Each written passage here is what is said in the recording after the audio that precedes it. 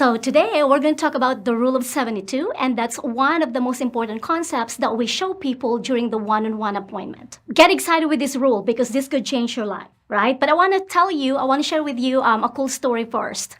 When I first started in the business, when I first got exposed to the business, and that was actually year 2011, I had a baby, literally, probably 2 months old at that time. And I was invited to a home business presentation meeting at that time by a friend. And that was the very first time that I actually met James Schwartz. James Schwartz was explaining the rule of 72, just like how I'm going to explain that to you today. So let's talk about the rule of 72. The rule of 72 is actually a simplified explanation of how your money compounds. And we're not just talking about basic or simple compounding, but we're talking about exponential compounding, meaning the principal plus the interest gaining more interest, right?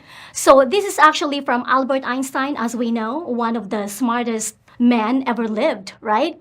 So the rule of 72 simply says that if you divide 72 by the interest rate, it will actually give you the number of years or how long will it take for your money to double. So let's say, for example, you have a newborn baby. So let's take that baby, for example, and if you are the dad and you would want to start saving for that baby, let's say in this example, only one time, and we'll take $100 saving one time.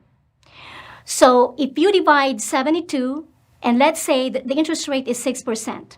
So 72 divided by 6, 12. Right? So which means that if your money is growing at 6% rate of return, it will actually 12 years for that money to double.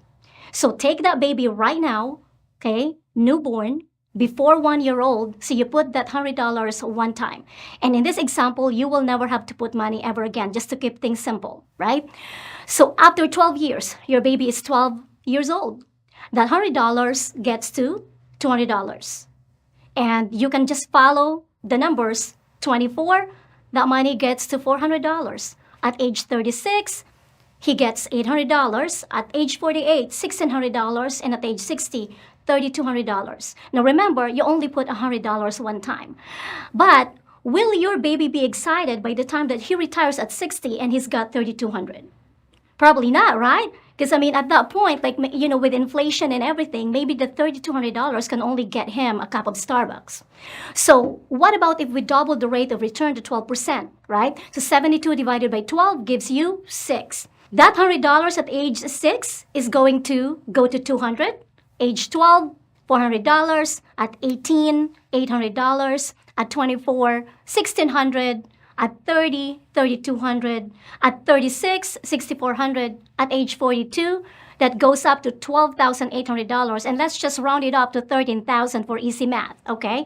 And at age 48, that gets to $26,000. At 54, $52,000. And by the time the baby retires, the age of 60, he's got $104,000. Now, I want you to look at the difference. You would think that the $3,200 at age 60 on 6% rate of return is just going to double to $6,400 in the 12% rate of return, right?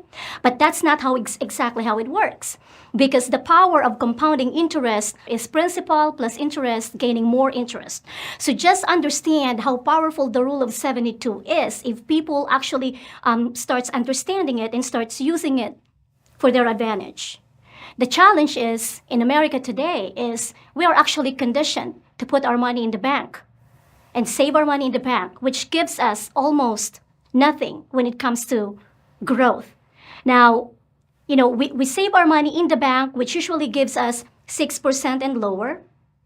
And in return, right, we borrow money. And whenever we borrow money, we get slapped with an interest rate which is 12% and higher. So this is where the rule of 72 is working against you. So the rule of 72 can actually work for you or work against you. And so if you're compounding money and you're finding financial vehicles that are actually giving you, better rate of returns, that's the rule of 72 working for you.